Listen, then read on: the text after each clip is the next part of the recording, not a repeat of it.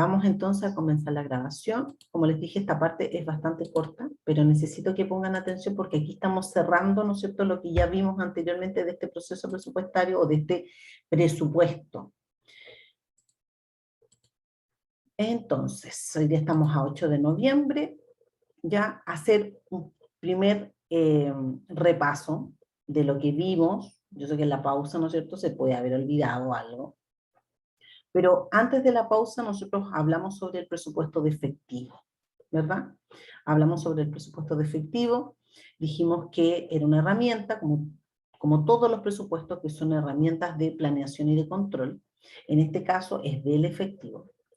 Y que ayudan a evitar efectivo ocioso y o, ¿no es cierto?, faltante de efectivo. ¿Por qué? Porque el presupuesto es la estimación, ¿no es cierto?, la planificación. Por lo tanto, si yo presupuesto el efectivo, voy a saber en qué minuto voy a tener más efectivo, que podría ser efectivo ocioso, y en qué momento me puede faltar efectivo. ¿En qué empresas creen ustedes que es, o sea, si bien en todas las empresas se hace presupuesto efectivo, pero en cuáles? ¿En empresas de qué tamaño es más importante o toma mayor relevancia este presupuesto efectivo? ¿O qué características tiene que tener la empresa para tener mayor importancia el presupuesto del efectivo?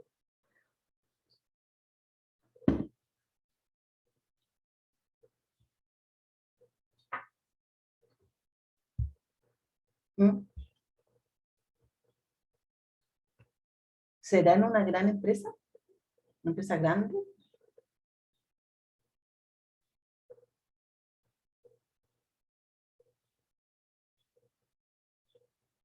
¿O será una empresa pequeña o mediana?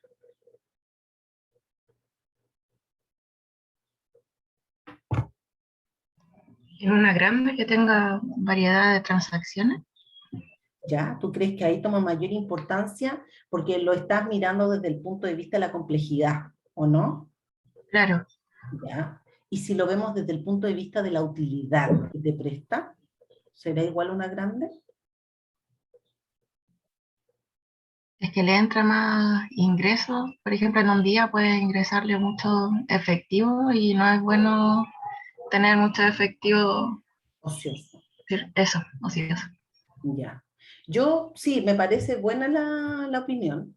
Mi opinión personal, y dada mi experiencia, es que toma mayor preponderancia en las empresas pequeñas, porque es muy poco el efectivo.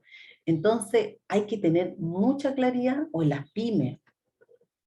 Yo igual trabajé en una pyme, el último trabajo que tuve fue en una pyme, y ahí se llevaba diario, diario, o sea, era una cuestión súper, súper importante. Si bien se manejaban mucha plata, cada proyecto eran 500 millones, 400 millones de pesos, pero había para llegar a ese proyecto que te pagaran esos 400, 500 millones de pesos de una factura, había que invertir, ¿no es cierto?, por lo menos 200 o 300 millones de pesos. Para eso había que tener esos 200 o 300 millones de pesos, porque no te los va a pasar un banco, menos si una pyme, y si está recién empezando, no te va a financiar tan fácilmente. Por lo tanto, había que ser súper ordenado con el tema de los dineros y estar ahí día a día, revisando la cuenta, haciendo la proyección del presupuesto, ir haciendo el análisis de las variaciones.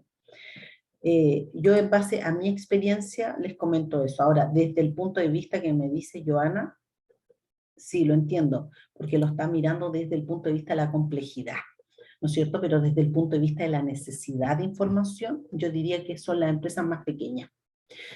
Y el presupuesto de efectivo no tiene mucha ciencia, si en el fondo, fíjense ustedes, cuánto es lo que quiero dejar en la caja, que tiene que permanecer ahí siempre en la cuenta corriente, cuánto es lo que me va a ingresar versus cuánto es lo que me va a salir de dinero. ¿Ya? Y para eso tengo que tener claridad en todos los movimientos que generen un movimiento efectivo, para poder saber si tengo un sobrante o un faltante y tomar la acción que corresponda, que es no dejar efectivo ocioso y si me falta, ¿no es cierto?, ir a buscar la manera de conseguir algún financiamiento externo. Vimos también el presupuesto de ventas, ¿ya? En el presupuesto de ventas dijimos que era el punto de partida. El punto de partida de todo el presupuesto maestro, el presupuesto operativo, ¿ya? ¿Por qué? Porque las ventas, sabiendo yo el volumen, acuérdense cuando vimos costo, volumen y utilidad, sabiendo yo el volumen que voy a tener de ventas, voy a poder presupuestar también cuánto es la materia prima que voy a necesitar, cuánto es la mano de obra que voy a necesitar, cuánto es lo que voy a producir o fabricar, cuánto es lo que finalmente también, entonces, en base a la capacidad que tengo, voy a poder vender. Porque una cosa, ¿no es cierto?, sería que yo pueda conseguir un súper buen precio con un proveedor porque tengo una proyección de venta muy alta, pero mi capacidad, la capacidad de mis instalaciones no alcanza. Por lo tanto, ahí, ojo también, que esa producción, ¿no es cierto?, va a estar limitada a la capacidad que tiene la maquinaria, que tienen las personas. O sea, es imposible o sería irreal, ¿no es cierto?, pensar que una persona que está contratada para trabajar 9 horas diarias, efectivamente trabaja las 9 horas diarias. O sea, esa persona en algún momento tiene que almorzar, en algún momento esa persona tiene que ir al baño, ¿no es cierto?, en algún momento se va a distraer. Por lo tanto, hay que ver cuál es la capacidad también que tenemos como empresa y en base a eso, cuánto es mi capacidad máxima para producir, entonces eso es lo que voy a presupuestar, ¿ya? No todo lo que quiero vender o toda la demanda que tengo. Entonces, hablamos también que en este presupuesto de venta, que es el primero, pero por ello no significa que sea sencillo, hay que considerar también otros factores. Entonces, entre los factores, obviamente que tenemos la demanda, ¿no es cierto?, los estudios de mercado, las políticas de fijación de precios, la publicidad, las promociones de ventas, porque obviamente, o sea, cuando hay publicidad o promociones o rebajas, ¿no es cierto?, ofertas, por ejemplo, en un Cyber Day, obviamente que en esa fecha aumentan las ventas. Entonces también tenemos que considerar ese tipo de información. Cuando hablábamos, ¿no es cierto?, anteriormente de las ventas estacionales, las pipas de Einstein, no sé si las conocen en Santiago, vende chicha. Puede que venda chicha todo el año, pero obviamente que su fuerte es en el mes de septiembre, ¿no es cierto?, porque ahí la gente consume más ese tipo de producto. Entonces, todas esas cosas, toda esa información hay que tenerla clara para poder hacer un buen presupuesto de venta. Hablamos también del presupuesto de capital. El presupuesto de capital no es más que una evaluación de proyecto. Una evaluación de proyecto y para eso yo uso el BAN, uso la TIR, que son como los métodos más utilizados para poder hacer presupuesto. Y en el fondo lo que yo hago es evaluar, ¿no es cierto? Evaluar si efectivamente invertir en ese recurso es o no beneficioso para la compañía. Por lo tanto, aquí cuando hablamos de presupuesto de capital, que en las empresas se llaman CAPEX, ¿ya? Cuando les hablen de CAPEX, están hablando de presupuesto de capital. Son para las inversiones de largo plazo, ¿ya? Y aquí lo que se hace es que se identifica, se desarrolla y se evalúan oportunidades de inversión. Porque claro, yo puedo tener más de una alternativa. ¿Qué me conviene más? ¿Comprar la maquinaria o arrendar la maquinaria? Tengo que evaluarlo. Y para eso existen métodos, ¿no es cierto?, de evaluación de proyectos que se basan principalmente en el BAN y el ATIR para poder hacer este comparativo. Eso es hacer un presupuesto de capital. Dice, si los flujos de efectivo que genera la inversión en un activo exceden a los flujos que se requieren para llevar a cabo dicho proyecto, entonces es un buen proyecto, ¿no es cierto? Si el BAN es mayor a 0, entonces yo podría decir que ese proyecto, ¿no es cierto?, o que esa inversión de capital sí debe ser presupuestada, porque también hay que presupuestarla. Las maquinarias pierden vida útil, se van desgastando con los años, por lo tanto hay que ir presupuestando la renovación. ¿De dónde obtenemos esa información? Por ejemplo, ¿de dónde creen ustedes que sale la información para saber que 3, 4, 5 años más yo tal máquina tengo que cambiarla en una empresa? ¿De dónde saldrá la información?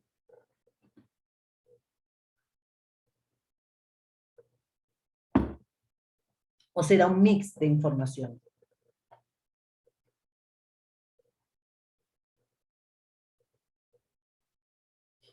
quiero que me conversen, porque acuérdense que la próxima semana tenemos la prueba, entonces vamos conversando.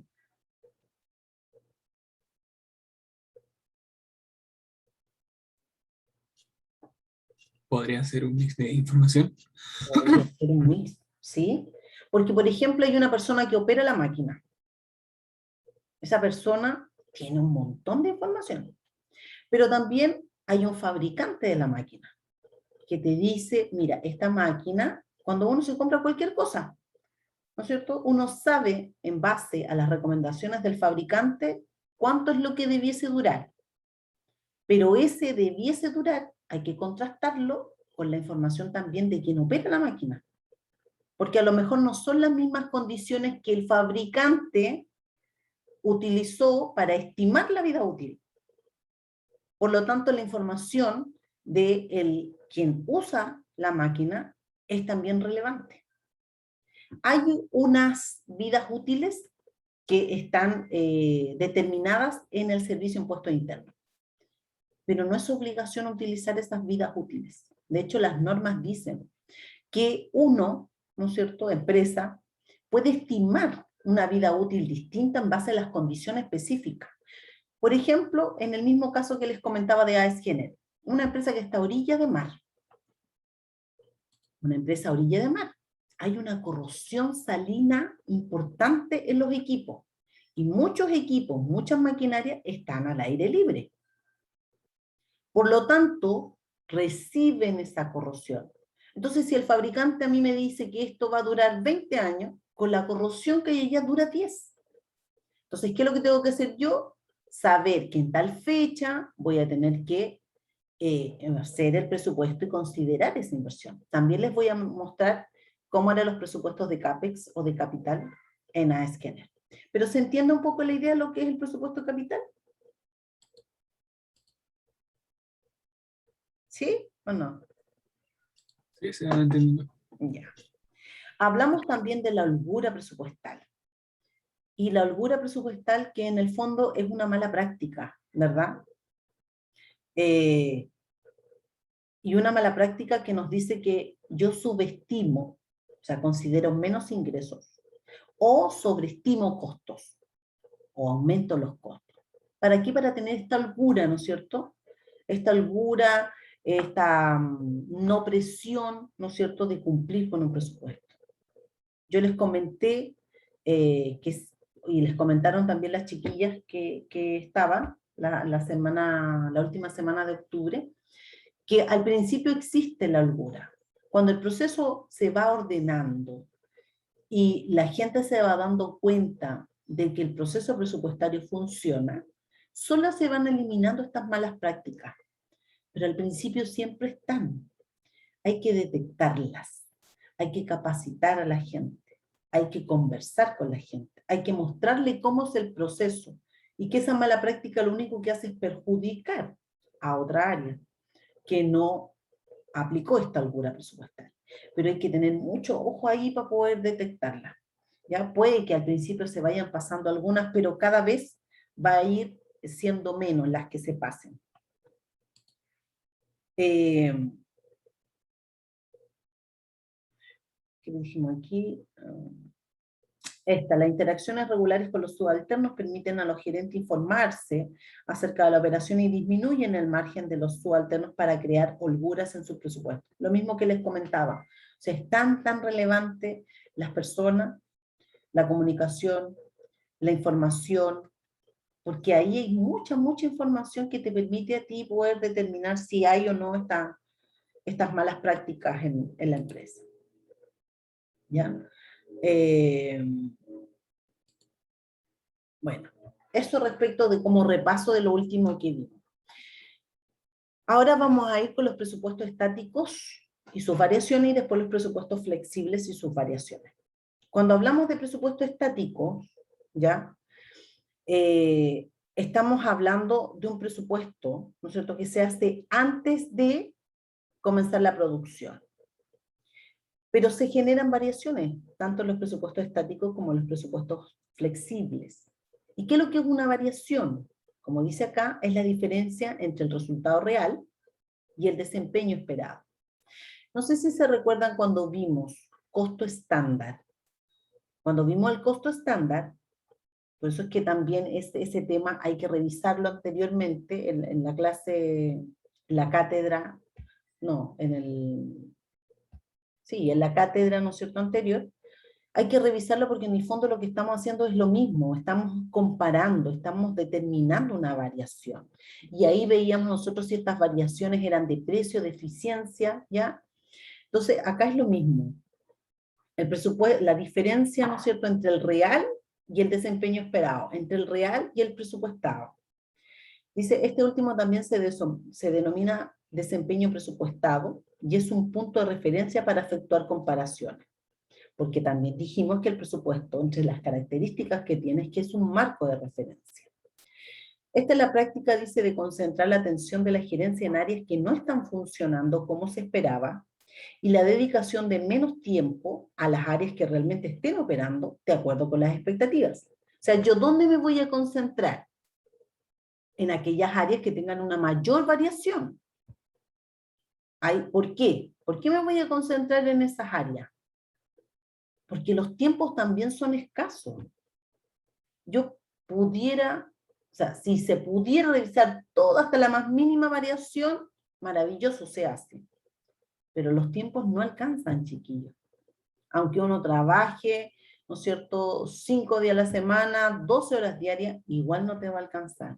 Son tantas cuentas, son tantas transacciones que uno no puede revisar todo, no te da el tiempo. Por lo tanto, uno que lo que hace se concentra en aquellas áreas que tienen estas mayores variaciones. Dicho de otro modo, dice, al poner de relieve aquellas áreas que más se desviaron de las expectativas, las variaciones permiten que los gerentes centren su esfuerzo en las áreas más cruciales. O sea, obviamente, aquellas que están más desviadas es las que primeras van a llamar la atención. Y ahí uno dice, a ver, ¿qué pasó acá? Y vamos haciendo el análisis también para atrás. O sea, si no es solamente saber, hubo una variación de un 5%, un 10% sobre el presupuesto, o bajo el presupuesto. Acuérdense que la variación es positiva o negativa. Entonces, no basta solo con decir eso. Hay que ir a buscar por qué. ¿Qué pasó que se generó esta variación? ¿Positiva o negativa? Hay que analizar. ¿Es un problema de que se presupuesta mal? A lo mejor ahí puede haber un indicio también de holgura. O sea, puede que esté bajo, por ejemplo, el presupuesto, y tú vas a investigar y te das cuenta que había una holgura, y ahí la detectaste. La detectaste ya, eso sí, cuando el presupuesto ya estaba en ejecución. Pero te está entregando información a ti, como área de control de gestión, de que es una mala práctica que se lleva a cabo en ese departamento. Entonces ya cuando viene el próximo proceso presupuestario, tú vas a tener mucho más ojo. ¿No es cierto? También te entrega información de ese tipo. ¿Se entiende o no lo que estoy diciendo? ¿O estoy muy rápida? Sí se entiende, profe. Sí. Súper.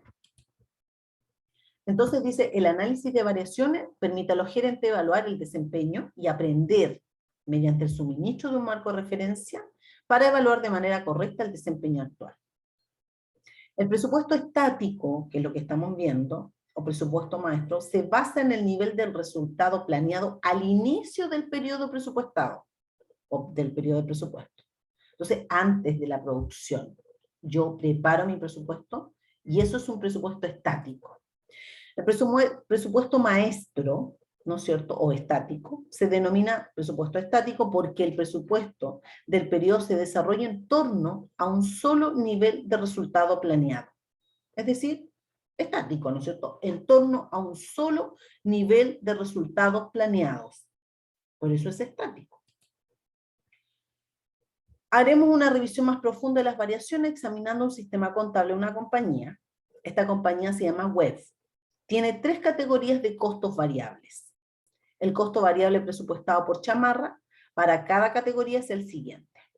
Tiene un costo de materiales directos, tiene un costo de mano de obra directa y tiene costos indirectos variables, ¿no es cierto?, de 12. Y eso le da un total de costos variables de 88. El número de unidades manufacturadas, o sea, la cantidad de chamarras, ¿no es cierto?, que hacen, es el generador del costo. ¿Se recuerdan del generador del costo? ¿no es cierto? O el objeto del costo, la causa, ¿no es cierto?, del costo, para los materiales directos, para la mano de obra y para los costos indirectos de manufactura. La escala relevante también es un tema que revisamos anteriormente. Para el generador del costo es de 0 a 12.000. Esa es la escala o el rango relevante. De 0 a 12.000 chamarras. Los datos presupuestados y los datos reales para abril se presentan a continuación. Entonces hay un costo fijo presupuestado, que es para este rango relevante entre 0 y 12.000, son 276.000 pesos. El precio de venta presupuestado es de 120 pesos. La producción y ventas presupuestadas son 12.000 chamarras. Y la producción y ventas reales son 10.000. O sea, hay un presupuesto mayor que lo que finalmente se vendió, ¿no es cierto?, por 2.000. 12.000 es lo que está presupuestado para producir y vender, pero lo real fueron solamente 10.000. El precio de venta es de 120 y los costos fijos de 276. Los gerentes, dice, están interesados en saber qué cantidad de la variación del presupuesto estático se debe a un pronóstico inexacto de las unidades de producción vendidas y qué cantidad se debe al desempeño de la empresa web en la manufactura y la venta de 10.000 chamarras. Que esto es una información que es como de perogrullo. O sea, obviamente yo quiero saber si me equivoqué en hacer el presupuesto o si hay un problema, ¿no es cierto?, en el proceso. Eso es lo que nos está diciendo acá. Entonces, ¿qué es lo que hago? Comparo. ¿Qué es lo que comparo? Real con presupuesto.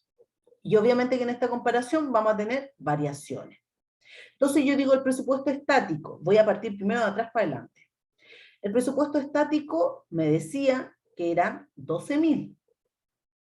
Por lo tanto, 12.000 a un precio de 120, 12 por 12 son 144, ¿verdad? 1.440.000. Los materiales directos para 12.000, me decía acá, que eran, me devuelvo, los materiales directos 60, por lo tanto, 12 por 6, 72, son 720. La mano de obra, ¿no es cierto?, para 12.000, me dice aquí que la mano de obra son 16, por lo tanto tengo 16 por 12, son 192, y los costos indirectos variables son 12, por lo tanto 12 por 12 son 144, ¿ya? O sea, el presupuesto estático antes de hacer la producción me dice que yo iba a hacer 12.000 unidades, por lo tanto iba a tener un ingreso de 1.440.000, y mis costos iban a ser 1.056.000. Eso quiere decir que mi margen, la diferencia, ¿no es cierto?, entre el ingreso y estos costos variables, es 384.000. Este margen es el que, acuérdense, me ayuda a cubrir mis costos fijos. Acuérdense, costo, volumen, utilidad. Por lo tanto, con 384.000 yo alcanzo a cubrir los costos fijos de 276 y me queda una utilidad de 108.000. ¿Ya? Eso es lo que yo hice en mi presupuesto estático para un nivel de producción que son 12.000 unidades. Voy y comparo con los datos reales. No se vendieron 12.000 unidades, sino solamente 10.000. Y el ingreso no fueron 1.440.000, fueron 1.250.000. Entonces aquí ya nosotros vemos que también hay un efecto en el precio, la variación. Porque si yo tomo el 1.250.000 y lo divido de 10.000 unidades, el precio no es 120, el precio es 125. Por lo tanto, también tenemos una variación ahí en el precio. Los materiales directos no fueron 720, fueron 621.600, menos, porque obviamente nosotros tenemos una menor producción, una menor venta. La mano de obra fueron 198, no 192, o sea, son menos unidades vendidas, pero gasté más en mano de obra. Los costos indirectos variables no fueron 144, fueron 130, menor. Eso me da un margen de 299.900. Y los costos fijos que yo había presupuestado en 276, finalmente fueron 285. Esto es toda información real. lo que ustedes van a sacar de la contabilidad, lo real, 285. Por lo tanto, aquí podemos ver que la utilidad no es la utilidad presupuestada a través de este presupuesto estático de 208, es 14.900. Fíjense que aquí yo les puse la F significa favorable y la D desfavorable. Cuando yo comparo los costos, ¿no es cierto? Yo digo, el presupuesto estático eran 720. ¿Y cuánto fue el real? 621. Ah, favorable, porque fue menor. ¿Cuánto fue la mano de obra? La mano de obra presupuestada eran 192. ¿Y cuánto fue lo real? 198. Ah, el real es mayor que el presupuestado, entonces eso es desfavorable. Pero es distinto cuando reviso la utilidad. Cuando reviso la utilidad yo digo, a ver, ¿cuál fue la utilidad presupuestada? 108. ¿Y cuál fue la real? 14.900. Ah, eso es desfavorable porque la utilidad es menor, la real es menor que la presupuestada. ¿Se fijan? Y finalmente, si comparamos la variación del presupuesto estático, podemos decir que tiene una variación de 93.100. Desfavorable. ¿Por qué? Porque yo había presupuestado obtener una utilidad de 108.000 y finalmente lo real me dice que son solamente 14.900. Entonces, desfavorable en 93.100. ¿Se entiende?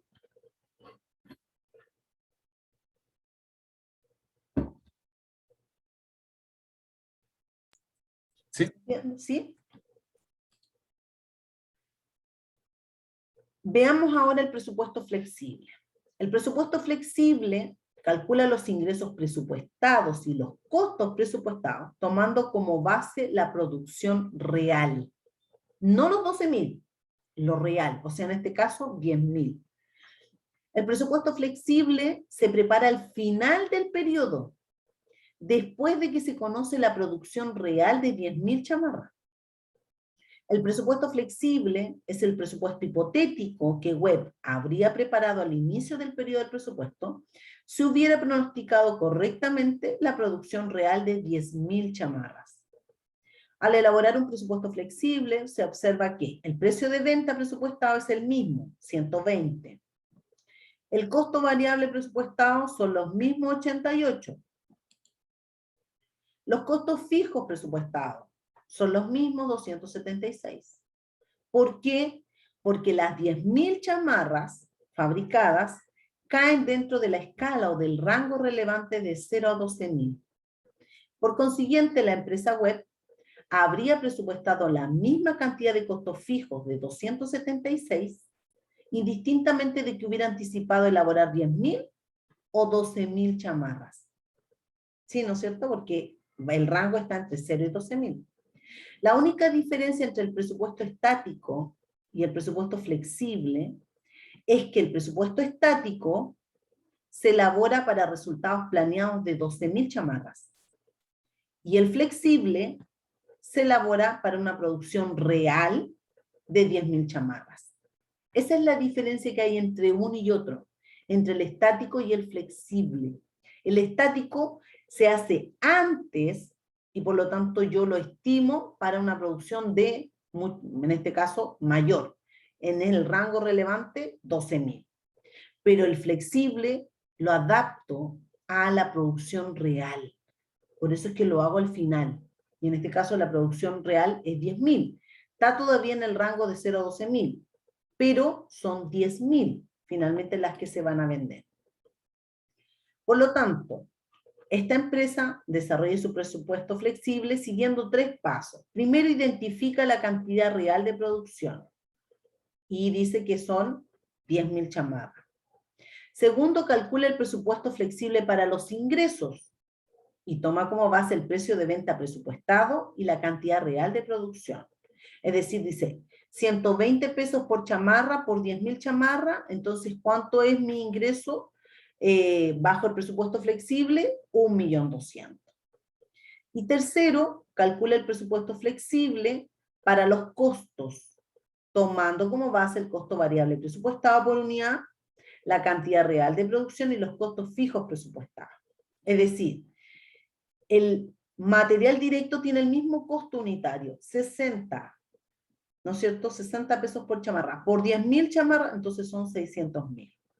La mano de obra, el costo son 16, pero por las 10.000, entonces son 160.000. Los costos indirectos variables son 12. Por las 10.000, entonces son 120. Así va a tener 880, ¿no es cierto?, de costos variables. Costos fijos son los mismos 276.000 porque están en el mismo rango relevante. Y por lo tanto, en los costos totales de este presupuesto flexible son 1.156.000. Los ingresos son 1.200.000 y los costos son 1.156.000. O sea, negocio aquí no es, ¿verdad? Veamos cómo es este análisis de variación y aprovechamos aquí también de incorporar el presupuesto flexible, o sea, estático. Perdón. Entonces parto, los resultados reales son los mismos datos que están entregados, que se han sacado de la contabilidad. Comparo primero con mi presupuesto flexible. No tengo ninguna variación en el número de unidades, porque está preparado por una producción de 10.000. Pero sí tengo variaciones, por ejemplo, en los materiales directos. ¿Por qué? Porque se había presupuestado 600.000 y fue 621.600.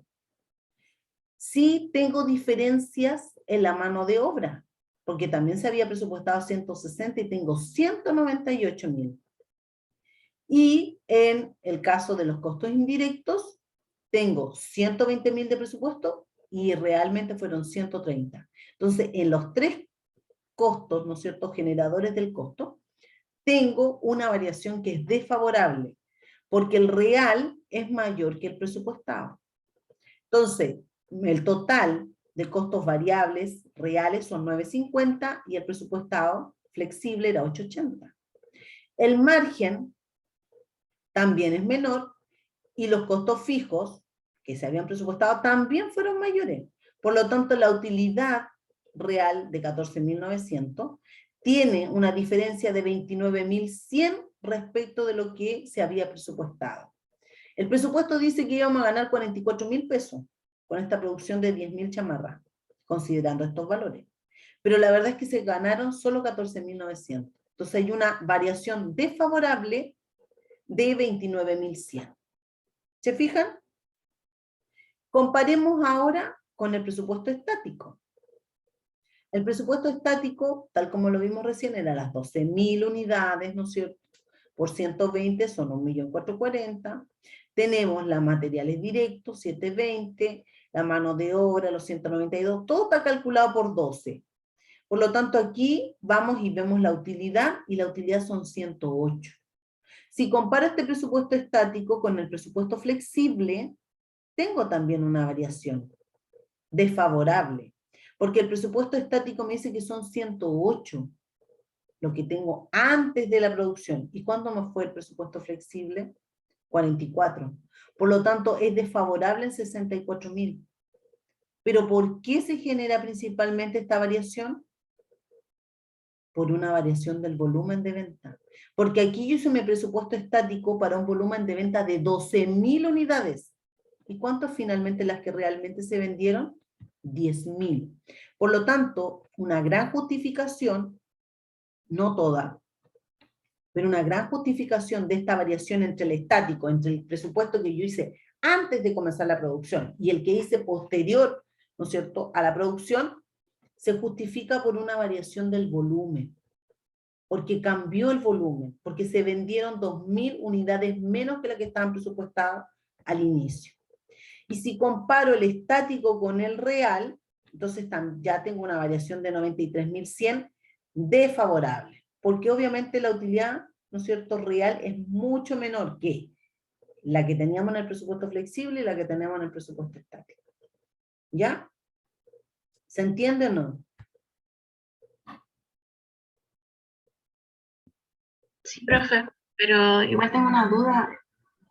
¿Cómo uno puede saber cuál presupuesto usar, el flexible o el estático? Ya. ¿O en qué se basa? Ya, sí, es una buena pregunta. Vas a trabajar con ambos presupuestos. La mayoría de las empresas hacen su presupuesto estático, porque lo haces antes. de la producción. Tú dices, yo en el 2021 preparo mi presupuesto para el 2022. No has hecho ninguna producción todavía. Estás ahora pensando en lo que vas a hacer, ¿no es cierto?, en el 2022. Por lo tanto, trabajas con el presupuesto estático antes de producción. Y después, cuando ya tú generas la producción, elaboras tu presupuesto flexible. Pero todavía es presupuesto, todavía es una estimación. Tú no estás, el presupuesto flexible no es el real. El real es otro, es lo cuando ya, ¿no es cierto?, se vendieron las unidades, cuando ya se pagaron toda la mano de obra, se invirtió todo lo que es materia prima y costo indirecto de fabricación.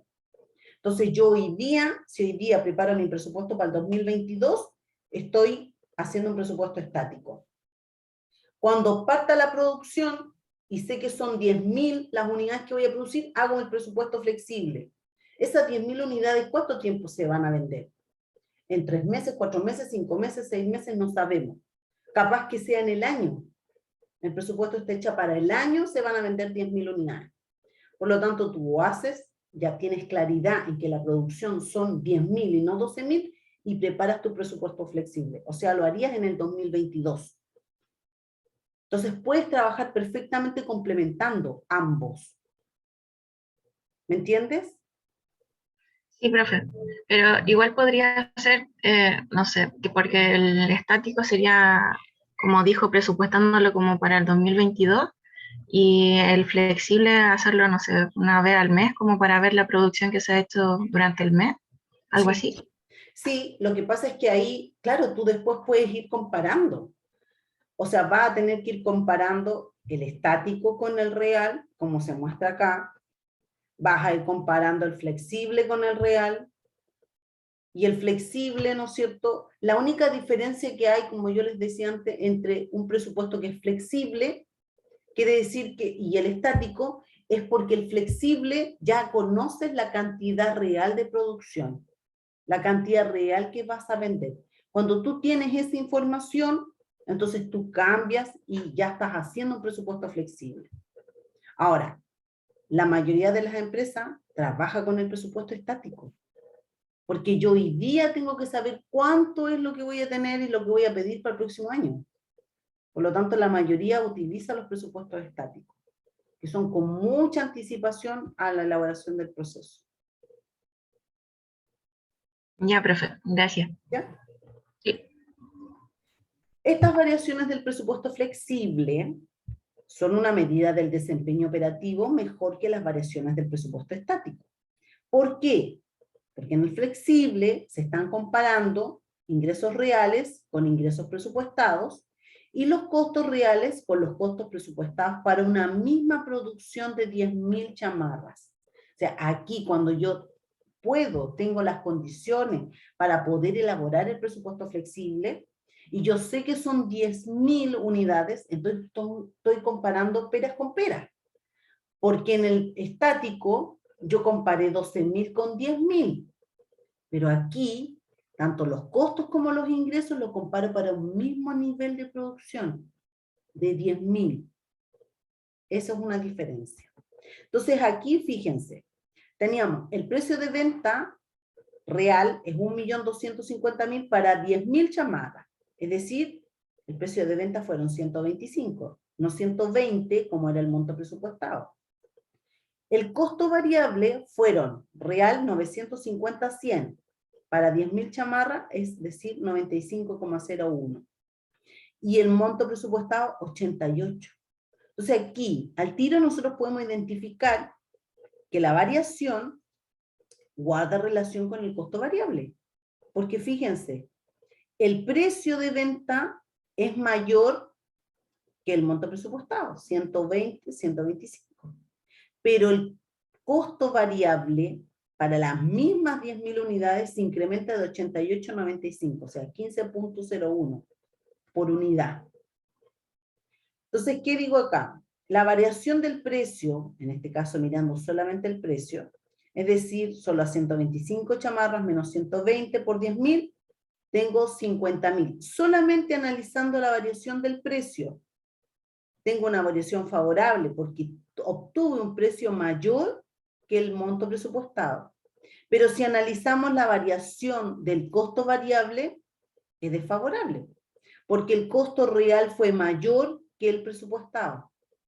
Pero en el precio de venta es favorable, porque el real es mayor que el presupuestado. ¿Me entienden? Sí, profe, se entiende. Ya. Entonces, siempre se debería pensar en el análisis de variaciones como aquel que brinda sugerencias para una investigación más profunda, en vez de concebirlo como una evidencia concluyente de un desempeño óptimo o deficiente.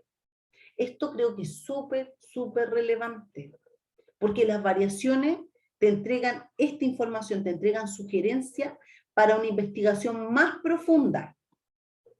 Y no solamente para saber si fue bueno o malo el desempeño que tuvo tal área, sino que para poder investigar lo que les comentaba recién. Si estoy bajo presupuesto, voy a decir que fue eficiente, y si estar es bajo el presupuesto, significa que había una holgura presupuestal. ¿Eso es eficiente? Eso no es eficiente.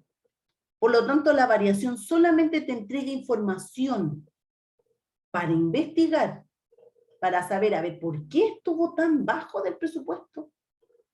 ¿Realmente es porque hizo algo extraordinario, no es cierto? ¿Fue súper eficiente en los procesos? ¿O quizás dejó de hacer algo y por eso está bajo el presupuesto? ¿O quizás había una holgura que yo no fui capaz de detectar y por eso ahora, ¿no es cierto?, todos lo aplauden súper bien, que quedó bajo el presupuesto? Entonces, es información, una variación, chiquillos, te entrega información para investigar, nada más. No te dice que lo hiciste súper bien o lo hiciste súper mal. Solamente datos, información. Yo voy a revisar. Si está pasado, ¿por qué? Si está bajo, ¿por qué? A lo mejor si está pasado, algo no presupuestó. A lo mejor si está pasado, alguna contingencia tuvo que cubrir. A lo mejor si está pasado, es porque compró algo en una mayor cantidad a la presupuestada, pero significa que al año siguiente va a tener un ahorro, porque ya aprovechó una oportunidad, ¿no es cierto?, para conseguir un mejor precio, y el próximo año va a poder ocupar, ¿no es cierto?, y va a rebajar el presupuesto porque ya tiene los materiales conseguidos el año anterior a un mejor precio. Hay tanta información que ustedes van a obtener cuando estén haciendo análisis y variaciones, y no se repiten todos los meses lo mismo. Por lo tanto, eso es lo bonito del control de gestión, ese dinamismo que hay en analizar, en revisar, en buscar la evidencia. ¿Ah? ¿Por qué se pueden generar las variaciones? Porque el diseño, por ejemplo, en el caso que estamos viendo en la chamarra, el diseño era deficiente para los productos, los procesos, porque la ejecución fue deficiente en la línea de producción por trabajadores que tenían una capacitación insuficiente o a la presencia de máquinas defectuosas. Toda esta información que nosotros vamos a poder obtener luego de hacer el análisis de la variación, buscando la causa. También podría ser por una asignación inadecuada de la mano de obra de la maquinaria a trabajos específicos. Yo coloqué a una persona a hacer X trabajo y resulta que la persona no tiene las competencias para hacerlo. O estoy diciendo que esta máquina haga tal proceso y la verdad es que es mejor esta otra máquina para ese proceso. Una congestión ocasionada por la programación de un alto número de órdenes urgentes de los representantes de venta. Eso también te afecta, la variación. Los proveedores de la empresa no fabrican, por ejemplo, los materiales, en este caso la tela, con una calidad o con una alta calidad uniforme. Eso obviamente que va a retrasar también tu proceso productivo y va a generar, ¿no es cierto?, una variación. Si la tela no es de una calidad uniforme, obviamente que cuando estén haciéndolas, ¿no es cierto?, va a haber en algún momento en donde se va a romper, se va a pasar, Y eso va a retrasar tu producción, va a aumentar la pérdida anormal o las mermas, ¿no es cierto? Y va a afectar tu producción, porque aquí la diferencia eran 2.000 unidades. Entonces las causas son múltiples. ¿Cómo las van a identificar ustedes? ¿Cómo creen que pueden identificar esto? O lo que yo les decía, si hay una holgura u otra cosa. ¿Cómo creen ustedes que pueden llegar a detectar eso? ¿Con la contabilidad? ¿Mirando números? ¿Solo mirando números? No, No, imposible. O sea, los números te van a ayudar un montón. Porque yo me voy a meter, voy a llegar a la cuenta, hasta la orden de compra, hasta la solicitud de pedido. De cuando recién puso, ¿no es cierto?, una solicitud de pedido, una orden de requisición, como quieran llamarlo, para comprar algo. Yo puedo llegar hasta ahí en la contabilidad. Pero necesito información. Necesito ir a conversar con el área. Necesito que el gerente, jefe, encargado, supervisor, quien sea, me explique. Pero yo no voy a ir así a manos peladas. Iba a decir a popín pelé, pero va a quedar grabado. Tú no vas así. Tú vas con tu computador, con tu informe, con tu archivo, llevas todo tu arsenal ahí de información para explicarle. Explíqueme. Mire, esto y esto. ¿Qué pasó? Te tiene que explicar y te tiene que convencer, porque tú eres el control de gestión. Entonces, y ahí tienes una información. Ahora, no es un área la que te genera variación, son muchas áreas y muchos conceptos. Por lo tanto, uno tiene que concentrarse, ¿no es cierto?, en aquellos que tienen una mayor variación, o en aquellos que simplemente después por ojo te llaman la atención. Uno con los años va afinando el ojo. Y ya te das cuenta, o ya sabes, ¿no es cierto?, que en esta área, porque te llegó un comentario anterior, entonces tú ya pones ojo, oye, aquí, ojo con esto, ojo con lo otro. Uno va aprendiendo con el tiempo. Eso no hay que desesperarse porque lo van a aprender. ¿Cuándo hay que investigar las variaciones?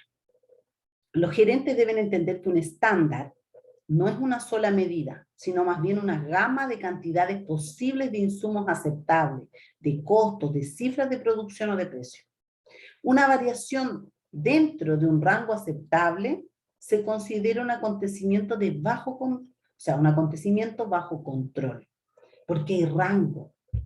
El presupuesto, cuando se hace, ¿no es cierto?, si bien uno determina una cifra, pero hay un rango. O sea, si yo digo son 10.000 pesos o 100.000 pesos, puede ser 95, pueden ser 105, no pasa nada. Pero si yo digo 100.000 y tengo 200.000 o tengo 50.000, ahí sí. Ahí hay un concepto, me voy a los temas contables, y ustedes vieron ya normas contables, ¿verdad? Porque lo ven en análisis contable. ¿Sí? ¿Sí o no? ¿Ya pasaron a análisis contable? Análisis contable y financiero, ya. Entonces, ¿vieron normas contables? ¿Sí o no? ¿Chiquillos? sí, profe. Ya. Vimos Sí. algunas. Ya. ¿Vieron marco conceptual de las normas contables o IFRS? Y en el marco conceptual hay un término que es muy ocupado por nosotros los que somos control de gestión. Y yo digo somos porque yo no tengo el título de control de gestión, pero tengo la experiencia de control de gestión, que es la materialidad. Ese concepto está definido en el marco conceptual de las normas internacionales de contabilidad, o de IFRS. Y la materialidad, que es lo mismo que nos están diciendo acá, dice, una variación dentro de un rango aceptable se considera un acontecimiento bajo control.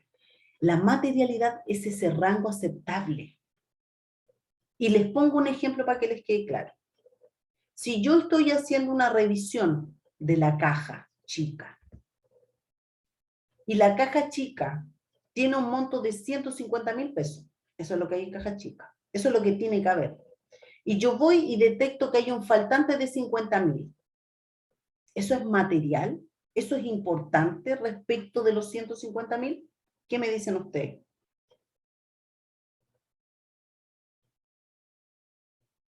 ¿Da para analizarlo? Sí. Sí, ¿no es cierto? Los mismos 50.000 pesos de la caja chica, pero la caja es de 2 millones de pesos. ¿Eso es importante? ¿Es relevante? ¿Da para investigarlo? ¿O le dedico mi tiempo a revisar otras variaciones más importantes? Otra más importante, y si no, Exacto. No pasa nada si faltan 50.000. O sea, no está bien. No está bien. No debiese faltar ni un peso. Pero si faltan 50.000, es un acontecimiento bajo control. Por el concepto de materialidad. Porque estamos hablando 50.000 sobre 2 millones. ¿Qué porcentaje es eso? El 0,01. En cambio, 50.000 sobre 150.000 es el 33,3 periódico por ciento. Entonces, la materialidad siempre tiene que ver con el contexto el cual uno está analizando. No hay una definición pura. No es que te digan, mira, todas estas cosas son materiales y todo esto es material. No, ustedes lo van a analizar. Y cuando hagan análisis de variaciones, van a tener que aplicar el concepto de materialidad. ¿Esto es material o no es material? ¿Es importante o no es importante? Si, por ejemplo, yo veía una reparación general respecto de todo el presupuesto de mantenimiento, solamente la reparación general eran 5,5 millones de dólares, de un presupuesto de 9 millones de dólares. ¿Es material? Claro que es material. Entonces yo de cabeza revisando todo uno por uno los gastos de esa reparación general. Porque es un monto relevante, es material, es importante.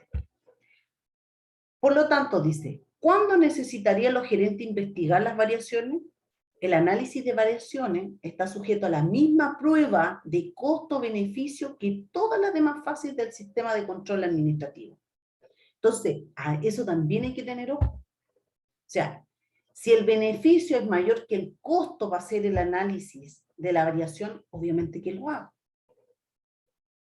Imagínense los 50.000 pesos de desviación de la caja respecto de 2 millones. O sea, ahí, ¿cuál es el beneficio? ¿Es mayor el costo? ¿Mi tiempo es más caro para estar buscando las 50 lucas que faltan? ¿No es cierto?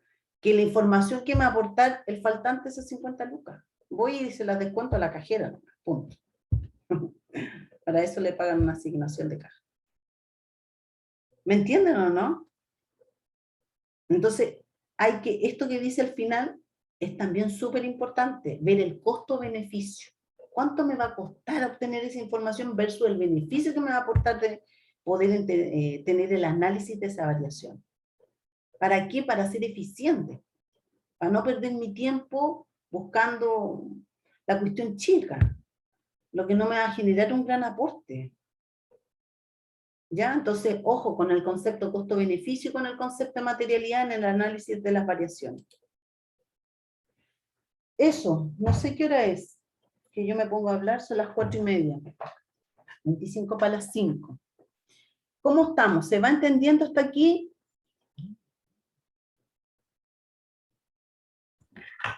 sí se va entendiendo. Ya. ¿Están durmiendo algunos? ¿Están despiertos? Estamos despiertos, profe, se entiende Ah, todo. ya, bueno. Ya. Entonces ahora vamos a hacer un break, ¿ya? Yo creo que vamos a terminar antes hoy día, sí, lo más probable. Si volvemos a las 5, a las 6 yo creo que estamos listos.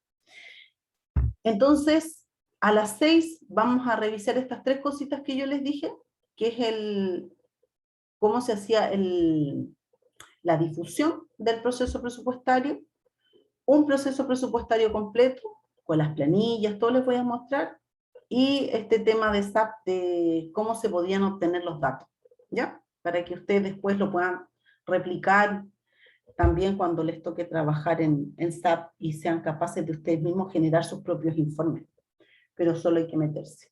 ¿Ya? Así que ahora paramos hasta las 5, ¿ya? 25 minutos, y a las 5 nos volvemos voy a poner pausa. Vamos a continuar con la grabación.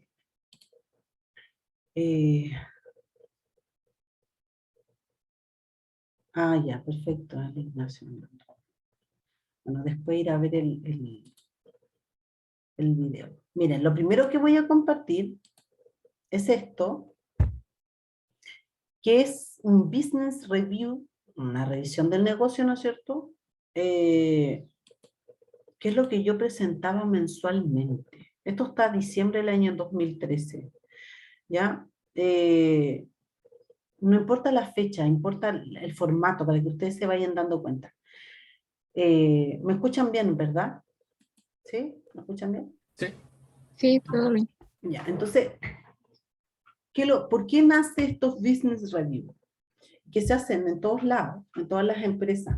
Mensualmente uno va dando cuenta de cuál es el avance presupuestario en los costos reales, en los CAPEX, las inversiones de capital, ¿no es cierto? Y tiene que ir informando a la gerencia. Por lo tanto, hay que ir haciendo esto de manera mensual. ¿Para qué? Para tener información y poder dar antecedentes o tomar acciones más que dar antecedentes. La idea es poder tomar acciones de manera oportuna para, ¿no es cierto?, lograr al cierre de un año los objetivos deseados. Entonces uno tiene que ir mensualmente informando a la gerencia, así vamos, así es como proyectamos que vamos a cerrar. Entonces se hacían estos business, ¿ya? Entonces aquí, ¿qué mostraba yo? Obviamente que un temario, se fijan que esto es control de gestión costa porque es el complejo, así se llama, complejo costa, que incluía 4 unidades, por eso se llamaba complejo costa. Y aquí se pone un temario que vamos a mostrar los resultados de OPEX, que son los resultados de costos, ¿no es cierto?, de gastos y costos mensuales, y de CAPEX, que son las inversiones, ¿no es cierto?, los presupuestos de capital, a noviembre, y un forecast a diciembre del OPEX y del CAPEX. ¿Qué es lo que es un forecast? ¿Han escuchado ustedes el nombre forecast? ¿O lo han hecho o han trabajado con forecast? ¿Todavía no? Todavía no. A mí no me suena. No les suenan los forecasts. Pero es que lo El escucho. forecast es súper bueno desde el punto de vista del control de gestión porque es una proyección. Entonces, yo tengo un presupuesto, ¿verdad? Un presupuesto. Pero el forecast es una proyección del real. Es como si fuera un presupuesto flexible. Es lo mismo que un presupuesto flexible. O sea, yo ya estoy en la ejecución, yo ya estoy, por ejemplo, posicionada en junio, en mayo, y proyecto el real al 31 de diciembre. Para eso no me guío del presupuesto estático que se hizo en el año anterior, sino que es flexible. Denme un segundo.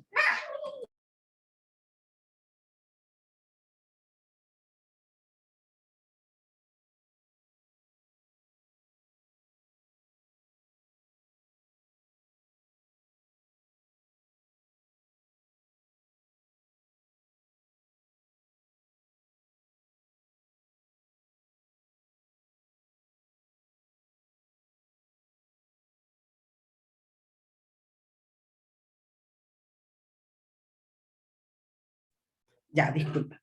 Entonces, lo que les decía yo, este forecast es una proyección, es un flexible, porque ya estamos en ejecución. Ya estamos en ejecución, ya estamos en abril, estamos en mayo, ya tenemos 3, 4, 5 meses de gastos reales. Entonces, lo que te pide a ti la gerencia es cómo vamos a terminar en ese real. Porque hay un presupuesto que es un marco de referencia, pero tú proyectas, eso es lo que hace el forecast, proyectar el real a diciembre y saber con esa proyección del real cómo vas a estar respecto del presupuesto estático, que es el presupuesto que hiciste el año anterior. Eso es lo que es un forecast. Les voy a mostrar el formato para que ustedes lo entiendan mejor. Entonces yo aquí siempre, y se los comenté también a ustedes, cuando vimos el presupuesto, que hay 3 tipos de controles. El control preventivo, que es el ex antes, el control durante la ejecución, y un control después de la ejecución, que es el control ex post. Entonces yo aquí siempre lo hablo, siempre lo repetía cuando estaba haciendo mis presentaciones, haciendo énfasis, ¿no es cierto?, recordando, reforzando siempre a la gente la importancia de estos tres controles. Después, ¿qué muestro? El EBITDA, ¿ya? Que es un estado, no es un estado financiero como el balance o el estado de resultados, es una información, ya, saque de ahí las cosas que necesita, dígale a la tía. Es una información que no alcanza a ser un estado financiero, pero sí muestra la situación de una empresa solamente en la parte de actividad principal, o sea, los ingresos que son generados por la actividad principal. Entonces aquí la actividad principal, como una empresa de generación eléctrica, eran los ingresos por venta, ¿no es cierto?, de energía y los ingresos por potencia. Esa es la actividad principal. Entonces el EBITDA lo que trata de mostrar es eso, es qué capacidad o cómo va generando, ¿no es cierto?, utilidades la actividad principal de la organización. Obviamente que los costos también tienen que ser costos asociados a esa actividad principal. Entonces, se va midiendo o se iba comparando este EBITDA versus el presupuesto del EBITDA, analizando la variación o la desviación del mes y también en este acumulado, siempre mostrando ambos valores. Y obviamente que aquellas variaciones más importantes, ¿no es cierto?, se van buscando las explicaciones. Aquí se colocaba un punteo, pero obviamente que eso yo lo podía explicar de mejor manera, ¿ya? Pero eso es lo que se iba haciendo. Por otro lado, teníamos también los CAPEX, que son los presupuestos de capital. Entonces, en este presupuesto del capital, fíjense, aquí tiene 31 proyectos, ¿no es cierto?, pero de un total de 150 proyectos. Imagínense 150 proyectos. ¿Ya? Entonces, yo iba colocando cuál era el grado de avance, y teníamos en los avances 31 proyectos avanzados. Y aquí cada uno va buscando la manera en cómo los puede presentar en una sola lámina. Imagínense la cantidad de proyectos a presentar en una sola lámina. Entonces yo los fui separando por área. ¿Cuáles eran los budgets, no es cierto?, los presupuestos, cómo iban en los reales. El comprometido es porque las personas colocaban unas órdenes de compra. Entonces ya había un grado de avance, ¿no es cierto?, de esta inversión. Quiere decir que ya se va a comprar, se va a invertir, por lo menos está puesta la orden de compra. ¿Y cuánta era la plata que le iba quedando todavía disponible por cada uno de estos proyectos de inversión? Y, ¿no es cierto?, obviamente los flujos del mes de noviembre y los porcentajes de cumplimiento. Aquí se ve que, ¿no es cierto?, había un 80% de cumplimiento. Entonces, la idea es mostrar en una lámina mucha información, pero buscar la forma de sintetizar esa información, con grandes números, grandes rasgos, ¿no es cierto?, que le quede muy claro a quien está leyendo. Aquí está la proyección. Fíjense que aquí yo tengo un escenario 1 dice. Había un escenario 2, por supuesto. Entonces aquí está forecast, proyección también de los CAPEX. O sea, que querían saber aquí, ¿cómo vamos a terminar con estos CAPEX? O sea, aquí se hacía todo el desglose, ¿no es cierto? Para cuadrar esto era, mucho trabajo. Y además, como valor agregado, a mí me gustaba colocar la evolución. ¿Se fijan? Que evolución, pum, todo para arriba, salvo el 2010, que hay una reparación general, y obviamente que significa mayor gasto en inversiones, pero siempre subiendo, ¿no es cierto? De 3 millones a 19 millones, 20, donde hubo más millones, todos estos son millones de dólares. Solamente en proyectos de capitales, de inversión, ¿ya? Presupuestos de capital. Entonces también mostrando en pequeñas láminas cómo íbamos a terminar. Y aquí que hay muchos números, ¿no es cierto?, que pueden marear un poco. Esta es la misma proyección, pero de los costos. Entonces, uno va buscando la forma de poder presentarlo. En este caso yo los presentaba por área, ¿no es cierto? Habían por centros de costo. Entonces cada una de estas áreas tenía su centro de costo, lo que me hacía más fácil a mí poder sacar los reportes de CESAP. Y después iba juntando por plantas. Aquí estaba una planta que era ventana, otra planta que era ventanas 3, otra planta que era Laguna Verde y otra planta que era ventanas 4. Entonces, si después yo quería, podía juntar eso y dejarlo solamente por las plantas, ¿no es cierto? Dejar complejo, planta, ventanas 3, laguna y ventanas 4. Esto se achica, te quedan pocas líneas. Pero aquí lo mostraba aperturado para poder, porque la gente también está, cada uno de los encargados de estas áreas y estaban en esas reuniones. Por lo tanto, en esos mismos momentos ellos también iban dando explicaciones. Entonces aquí, el year to date, bueno, esto está hasta noviembre, ¿no es cierto? Es el gasto real a noviembre, versus su presupuesto de noviembre.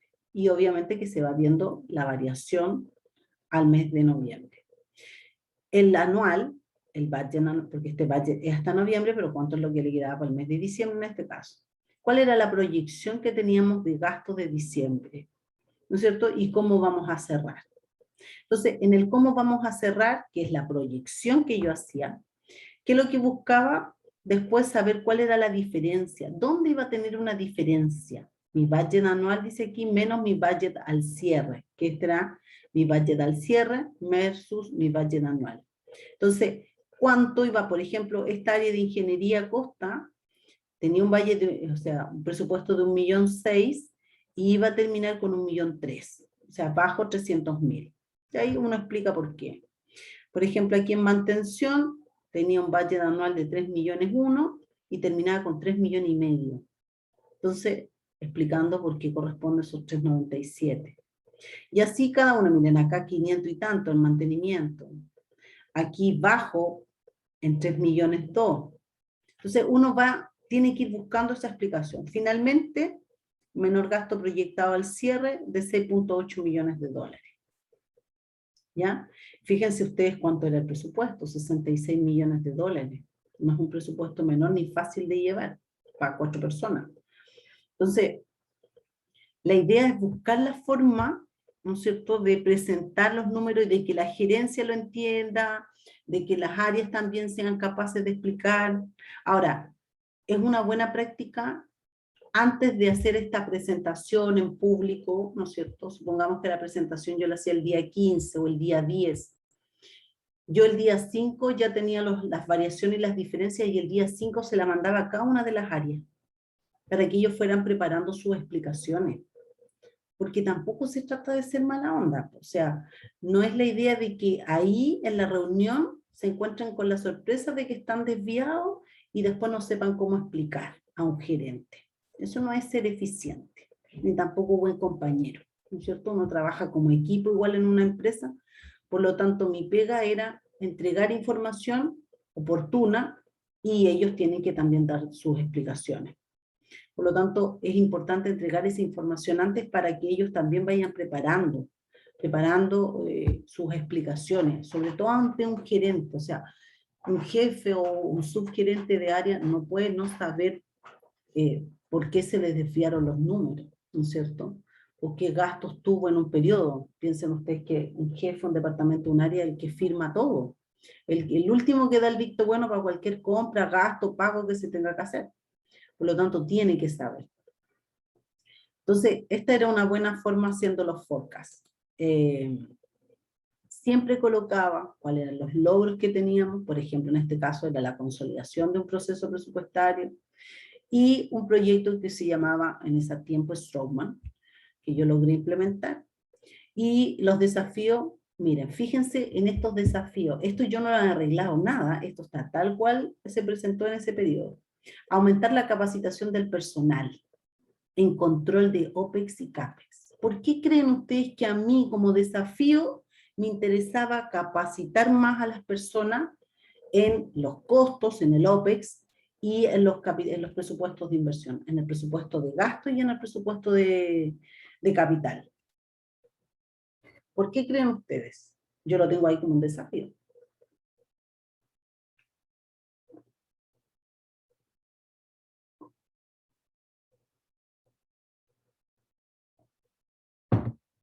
¿Qué les he ido comentando yo respecto de eso?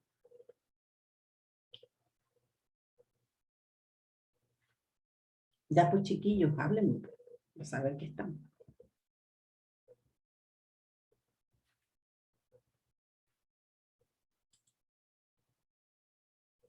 ¿Mm?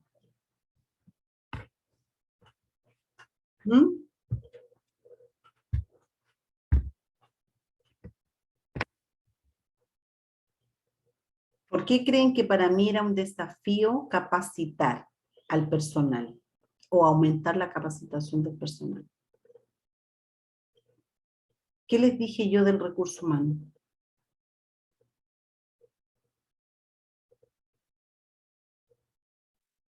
Puede ser que porque no todos aprendían al mismo tiempo. Claro, sí, eso es así.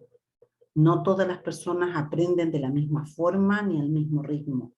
Sí, eso es así. Pero ¿por qué a mí me interesaba que más personas entendieran cómo controlar ellos mismos sus gastos y sus presupuestos de capital? Porque en el fondo me ayudaban a hacer mi pega. Es imposible que yo controlara todo, o nosotras 4 que éramos el equipo. Entonces yo aquí lo que trataba de fomentar, y que es una forma de hacer eficiente un proceso presupuestario, es el autocontrol. Que cada área o cada persona sea capaz de autocontrolarse. Que no tengan que esperar que yo a final del mes les envíe el reporte, que sean ellos capaces de sacar su reporte. Y fue lo que les enseñé. Le enseñé a cada uno a sacar sus propios reportes. Les creé, ¿no es cierto?, unos códigos en SAP, y con esos códigos ellos podían obtener reportes solamente de su área, y no me tenían que esperar. Y podían sacarlo cuando querían, porque el SAP es todo online, o sea, son tiempos reales. Por lo tanto, tú sacas un reporte ahora y te sale la información que se hizo hasta un segundo antes de que tú sacaste el reporte. Por lo tanto, ese control, incentivar ese autocontrol, te facilita este proceso presupuestario. ¿Y cómo hago eso? Capacitando a la gente, fomentando que aprendan, que entiendan para dónde vamos, para qué sirve, cómo les ayuda a ellos. Por eso era uno de mis desafíos que yo colocaba siempre. Profe, y ¿Sí? además en el caso de que, por ejemplo, usted no estuviera o tuviera una licencia, porque eso pasa, igual es importante que la gente esté capacitada y sepa y trabajen de una misma forma al final, porque si cada uno trabaja como quiere, no hay como un trabajo en equipo. Exacto. Yo, por ejemplo, yo tuve 2 licencias en los 10 años. La primera licencia fue para tener a mi hijo mayor y la segunda licencia para tener a mi segundo hijo. Y nunca más tuve licencia. La verdad es que no soy una persona que se enferma mucho, y cuando estaba media enferma iba a trabajar igual, ¿ya? Pero para esas 2 licencias, que son 6 meses cada una, porque a mí justo me tocó el cambio, ¿no es cierto?, del tema parental, ¿qué se llama? Yo preparé a una de las niñas que les habló antes, que ahora es la jefa en, en el área de la mutual, que es la Miriam. Yo ya la estuve preparando. No sé, apenas yo me enteré que estaba embarazada, la empecé a preparar. Y me enteré que estaba embarazada cuando tenía como 2 meses. Entonces estuve ahí por lo menos 5 meses preparándola, 5 o 6 meses preparándola. ¿Y cómo preparándola? Llevándola a que ella fuera capaz de enfrentar las reuniones, que ella hiciera el trabajo que yo también hacía, dándole la mirada que yo tenía, y por eso todo lo que yo hacía además lo tenía escrito. Por lo tanto, si ella necesitaba una ayuda a memoria, estaba ahí. Y creo que lo más complejo fue el tema de las reuniones, porque cada reunión es distinta, ¿no es cierto? Y la gente te hace preguntas diferentes. Entonces, si no sabe responder, es darse un tiempo y decir, mira, voy a averiguar esto, y yo más tarde te envío el informe, o déjame verlo. No siempre hay que sabérselas todas. Y si uno no sabe, tampoco hay que decir cualquier cosa. O sea, Dame un tiempo, yo lo reviso y te informo. O para cuando lo necesitas ya, yo tal día te lo tengo. Eso también no está mal. Es peor decir cualquier tontera, ¿no es cierto? Entonces, ¿por qué? ¿Por qué capacitar? ¿Por qué tiene que haber un segundo? Porque el área tiene que seguir funcionando. No porque una persona está fuera 6 meses, aunque sea la jefa del área, ese departamento no va a funcionar. Eso no es ser eficiente. Eso no es trabajar en equipo. Entonces, cuando las chiquillas sí se enfermaban, que la Miriam, por ejemplo, tiene un problema, una enfermedad que se llama Charcot-Marie-Tooth, una enfermedad degenerativa. Entonces, ella está en la Teletón y todo el tema. Entonces ella se caía y es fractura segura. Entonces, ¿qué pasaba? Que pasaba mucho con licencia, pero para eso estaba Eileen, que es la otra niña que trabajaba conmigo, y yo, y nos dividíamos el trabajo de ella, porque es un equipo de trabajo, un equipo eficiente. Entonces, no está una, hay dos más que reemplazan. ¿Ya? Y eso cuesta lograrlo, no es fácil, pero se puede hacer. ¿Y cómo se puede hacer? No quedándote, o sea, si tú terminaste tu pega, no te quedé ahí jugando solitario. O sea, pregunta, bueno, ¿cómo vas? ¿Te ayudo en algo? ¿Qué te falta? Terminé, ¿qué más puedo hacer? ¿En qué te ayudo? Conversemos este tema. Por ejemplo, teníamos reuniones muy seguido con las chiquillas en mi oficina, y yo les planteaba la problemática. Les decía, chiquillas, mira, están pidiendo esto y esto. Denme una idea. ¿Cómo lo podemos hacer? Porque eso también es importante, genera compromiso de parte de las personas. Preguntar, ¿qué opinas tú? ¿Cómo crees tú que se tiene que hacer esto? Entonces me tiraban ideas, yo tenía una tremenda pizarra atrás, que siempre me gustó trabajar con pizarra, entonces anotaba ahí como lluvia de ideas, ¿no es cierto? Y después, si en la tarde se les ocurría algo más, venían de nuevo y volvíamos a anotar, íbamos entre las tres armando un plan de acción, para poder sacar un reporte, para crear algo, para pesquisar alguna cosa, para analizar algo. Eso es el trabajo en el equipo, ¿ya? Y eso hay que fomentarlo, y yo les deseo que tengan excelentes jefes para que lo hagan, porque cuesta un poco, hay mucho recelo a veces. La gente a veces no comparte la información. Profe, ¿Sí? y en el tema de la capacitación, ¿tuvieron buena recepción por área o algunas no quisieron? Porque a lo mejor igual sentían que era como un trabajo extra para ellos. Claro, es que, mira, súper buena pregunta, porque eso siempre pasa. Siempre pasa. Así como, oye, no, si esta cuestión la tenés que hacer tú, ¿por qué te la tengo que hacer yo? Eso Claro. siempre, claro. O sea, me está pasando pega a mí, ¿qué tiene que hacer ella? Ya. Pero ¿qué pasa? Que esto no es que solamente se me ocurre a mí, pues. Yo fui primero y uno lo tiene que hacer así. Tú habláis con el gerente. Entonces el gerente da la orden. Y estas presentaciones eran al gerente y a todos los gerentes. Entonces yo fui y conversé con el ingeniero. ¿Usted quiere tener un proceso eficiente?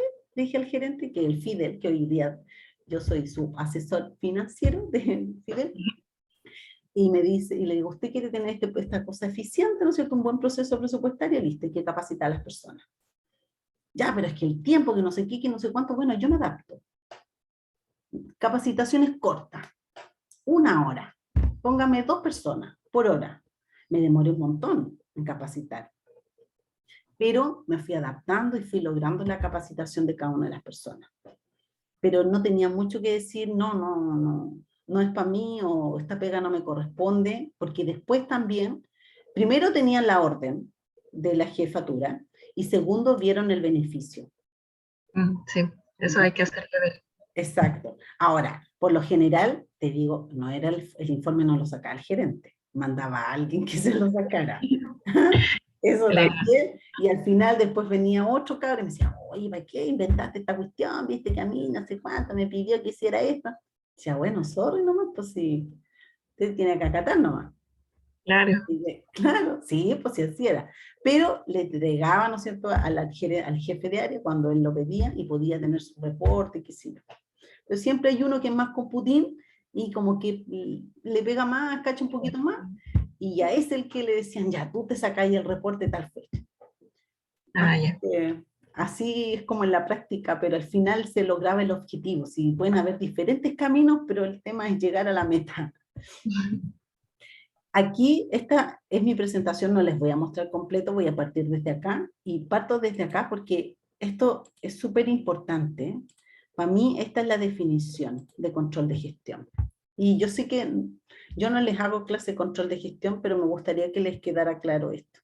Para mí, esto es control de gestión, motivar el recurso humano a colaborar en el cumplimiento de los objetivos institucionales, contribuyendo a un desarrollo organizacional permanente, el cual permite la estabilidad y la continuidad en el tiempo de la empresa. Entonces esto es motivar el recurso humano. Eso es control de gestión. No es variaciones, no es presupuesto, no es estrategia, no son objetivos estratégicos. Es esto, es recurso humano. Y por eso pongo ese monito, ¿no es cierto?, ahí que lo está motivando a que haga ejercicio. Es motivar. O sea, en la medida que tú tienes un recurso humano motivado, que entiende, ¿no es cierto?, que hay que lograr los objetivos porque también los benefician a ellos, el control de gestión se puede lograr. Después, bueno, yo explicaba lo que era el sistema eléctrico. Mire, esto es donde yo trabajaba. Si es que no lo conocen, este es el complejo Ventana. Entonces aquí están todas las unidades. Unidad 1, unidad 2, la 3, la 4. Esto ha salido en la tele hartas veces. ¿Ya? Esto que se ve aquí negrito es la cancha de carbón. El carbón, ¿no es cierto?, que alimenta este proceso de generación. Y cada una de estas son calderas. Las calderas, se fijan que estas son más altas, porque son más nuevas, estas son más viejitas. Estas ya están fuera ahora. La 1 por lo menos está fuera y la 2 me parece que también sale. Pero en total, 884 megas. ¿Cuánto es eso? La electricidad que ocupa todo Valparaíso, por ejemplo, ¿ya? A través de esta planta nomás de generación. Entonces, esto de partida es una pega que es de alto riesgo trabajar aquí adentro, ¿no es cierto? El lugar es 30.5 hectáreas. O sea, desplazarse aquí, habían vehículos para moverse por dentro, ¿ya? Porque pegarse una caminada desde la entrada, que era por aquí, hasta allá, hasta las 4, o sea, era como correr de media maratón. Entonces es un lugar a la orilla ahí de Ventana, esos que se ven ahí son los sifones. Y eso es lo que más critica la gente. Pero tienen razón en todo caso. ¿Por qué? Porque se usa agua de mar para enfriar el proceso y después se devuelve, pero nunca a la misma temperatura, por más que se hagan cosas. Yo les mostraba también cuando hice mi defensa cuáles eran las debilidades que yo encontré cuando llegué a trabajar, porque cuando llegué, esta empresa ya muchos años tenía, ¿no es cierto? Entonces ya obviamente que existía un proceso presupuestario. Pero estas son las principales debilidades que yo encontré en mi análisis. Encontré que el proceso que ellos tenían, primero era desconocido, vuelvo al tema de la gente, era ineficiente, era muy manual y no estaba sustentado, ¿no es cierto? El soporte financiero mensual no era bueno. Esas son las debilidades que yo pude percatarme. ¿Y cuáles son las fortalezas de este nuevo proceso que yo implementé? Un proceso participativo, vuelvo al tema principal de las personas, creativo, porque se iba realizando, ¿no es cierto?, en la medida en que adaptándose, flexible, entendible, por eso se capacita, y automatizado, o sea, chao la manualidad, aquí todo con planilla, ¿ya? Y el objetivo era que fuera ordenado, eficiente, oportuno, fidedigno. Entonces, implantación, yo implanté este nuevo modelo considerando todos estos aspectos, la estructura organizativa, el sistema de control, los aspectos personales de la organización, la cultura organizativa. Estos son factores que uno no puede dejar fuera, que no puedes soslayar cuando estás implementando. Tiene que ser tal como me comentan ustedes. ¿Qué pasa si las personas no quieren hacerlo? Si hay un clima o una cultura organizacional que es compleja. Uno tiene que buscar la forma, pero es un punto que tiene que analizar para poder implantar un buen sistema. Y aquí poco a poco fui colocando, ¿no es cierto?, cada una de las etapas, las voy a descargar todas antes de ir pinchando para mostrarles. No sé si, no, me devuelve. Mire, esta frase también es súper buena, para que vean que ahí yo, la camiseta aquí de control de gestión, la tenía ahí, pero pega. El control de gestión es una herramienta para impactar y transformar el futuro. Yo así, así, o sea, yo estoy convencida de eso. Es el poder que tiene el control de gestión. Entonces, ¿cuáles fueron las etapas de este nuevo proceso? Fíjense, yo primero, capacitación y desarrollo de habilidades de control de gestión. Las chiquillas les comentaban a ustedes que ella, una contador general y la otra contadora auditor. No fueron las primeras personas que yo tuve antes más personas que no pudieron hacerlo. Pero ellas sí. Si yo lo primero que hice, las mandé a hacer un diplomado en control de gestión. ¿Para qué? Para que entendieran lo que íbamos a hacer. Y cuando terminaron el diplomado en control de gestión, las mandé a hacer una Excel intermedio en la Santa María. Todo pagado por la empresa. Porque yo necesitaba que ellas tuvieran las competencias necesarias para poder hacer este proyecto. Por lo tanto, eso es lo primero que se hizo, ¿no es cierto? Y por otro lado, también, ¿no es cierto?, con las personas que intervenían. Constantemente estar repitiendo esto. ¿Cómo es el proceso de control allá en Costa? ¿Cómo se hacía? Y los mismos controles, el preventivo, el durante, el ex post, ¿no es cierto? Y cómo yo lo que hacía, conocer, ahí dice conocer, obtener información, analizar las necesidades, hasta elaborar un informe. Ah, me tengo que ver. Oye, esto ya no funciona. Espérenme que no me funcionó el link. Ya no me acuerdo. Después dice implementación de un nuevo reporte y control de resultados mensuales. Esto fue el nuevo reporte, esto no existía antes. No existía. Entonces yo dije, ya, pues yo lo primero que tengo que hacer es ir controlando, si quiero tener un buen proceso presupuestario, primero tengo que controlar los gastos mensuales. Si no hay control de esos gastos, ¿cómo vamos a llegar a hacer un buen presupuesto? Si la mayoría de las veces los presupuestos utilizan fuertemente los datos pasados, la historia. Entonces lo primero que tenía que tener era la historia ordenada. ¿Y cómo voy creando la historia? Generando un reporte para poder controlar mensualmente. Entonces yo hice este formato por cada una de las plantas. Se fijan que dice ventana, pero estaba por ventana, estaba por laguna, estaba por ventanas 3, estaba por ventanas 4, por cada uno. Entonces colocaba datos de ingresos, siempre con el presupuesto, y en el mes y el acumulado. El mes y el acumulado, porque solamente ver el mes se te pierde un poco, ¿no es cierto? Cuánto llevamos o cómo vamos hasta tal fecha. Si estás mirando junio, julio, agosto, te pierdes. Los costos separados, yo creé estas clasificaciones, porque las cuentas eran millones de cuentas. Entonces busqué la forma de agruparlas, ¿ya? Y las agrupé de esta manera. Y por otro lado, coloqué todo lo que eran gastos, ¿no es cierto? Gastos de administración. Por lo tanto, era más sencillo de ver en estos pequeños datos un resultado operacional, por ejemplo, y un EBITDA, que es lo que le interesaba también a la gerencia.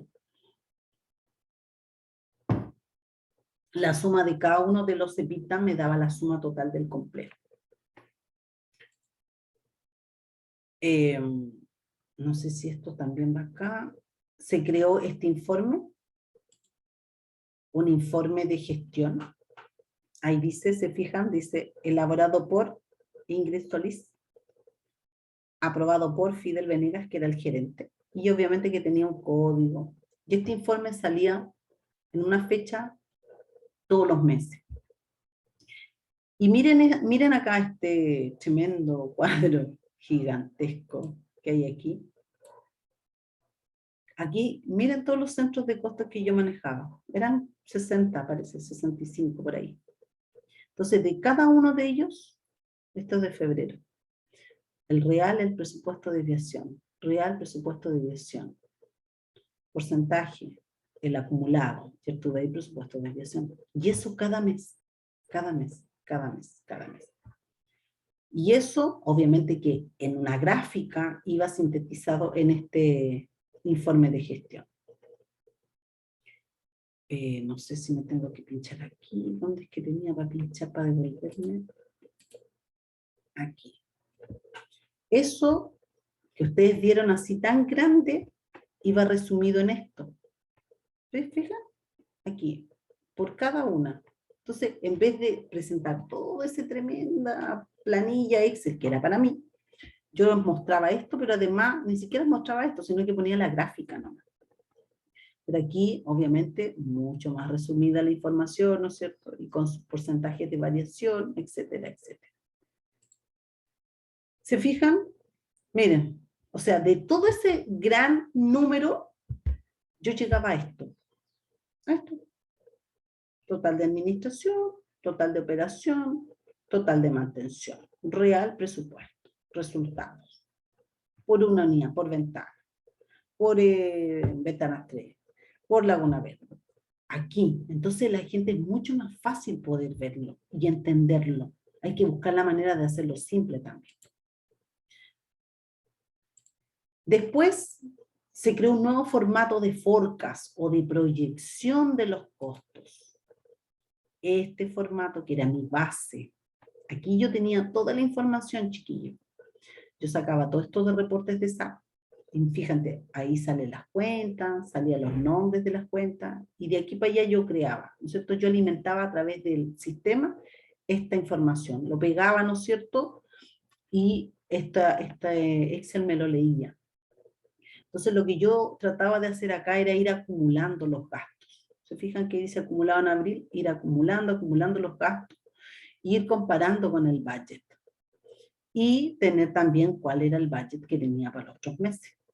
Entonces, ¿qué es lo que hacía yo en base a este real, en base a esta proyección, a este budget, perdón, yo generaba mi proyección? Eso es lo primero que hacía. Y así podía generar este archivo, ¿no es cierto? Que lo que buscaba, ¿no es cierto?, era hacer este forecast. Fíjense, aquí yo tengo febrero, esto es febrero, o sea, tengo que hacer la proyección hasta diciembre. ¿Cuánto era el gasto real versus el presupuesto, la desviación? Ver cuál es el budget, total año dice, y ver el forecast. Yo ya en febrero estaba proyectando cómo íbamos a cerrar en diciembre.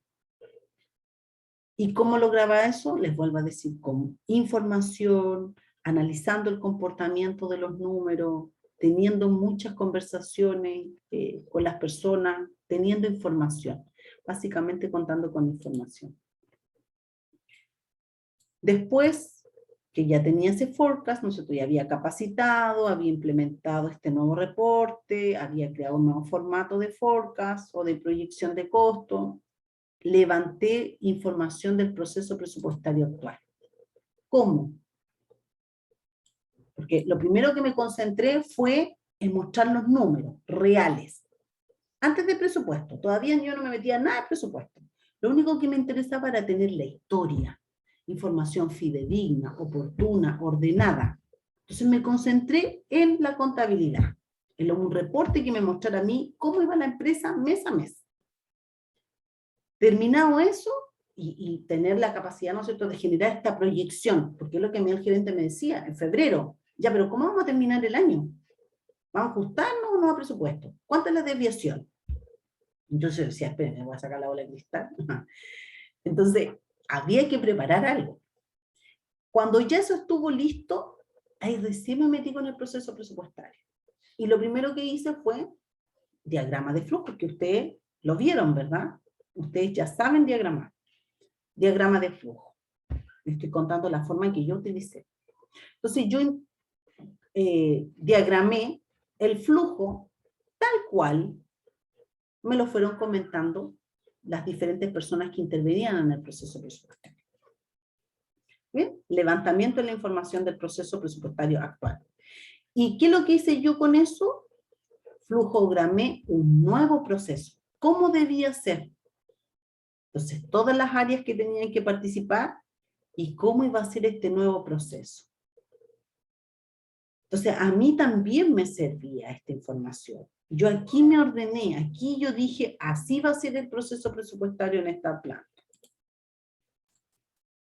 Después optimicé el máximo que pude los recursos ofimáticos. Cuando hablo de ofimática estoy hablando de Excel. Y automatizar el proceso. Entonces creé planillas. Creé muchas planillas. Planillas para poder captar la información de cada una de las áreas. Ahí dice captura de presupuesto y consolidación. Yo iba captando, ¿no es cierto?, presupuestos de cada una de las personas. Esto era la planilla que había antes. Esto, fíjense. Esta es la planilla que yo creé. Estas planillas eran mis resúmenes. Yo aquí, cada persona tenía acceso, yo le daba acceso a esta planilla. Y en esta planilla, las personas, ¿no es cierto?, yo ya les entregaba las cuentas, listo, todo listo esta información. Los datos, estas actividades, yo las había sacado ya de la información que estaba en la contabilidad, por lo tanto la gente no tenía que digitar, solamente tenía que revisar y corregir.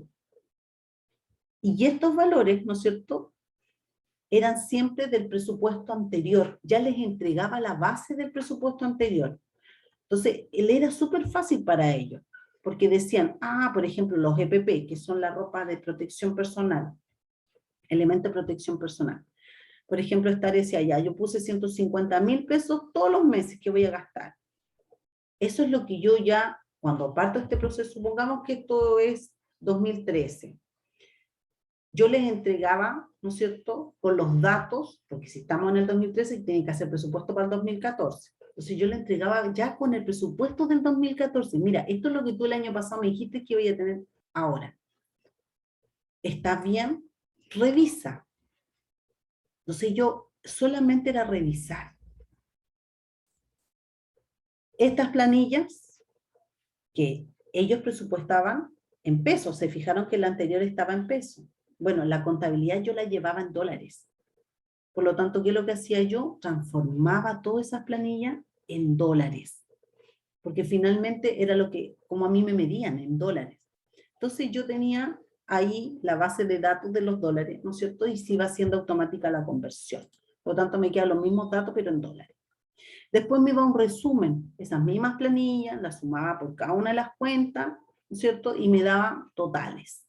Y me quedaba aquí le llamamos prior budget, ¿no es cierto?, que es el presupuesto, ¿no es cierto?, que se está haciendo para el año siguiente.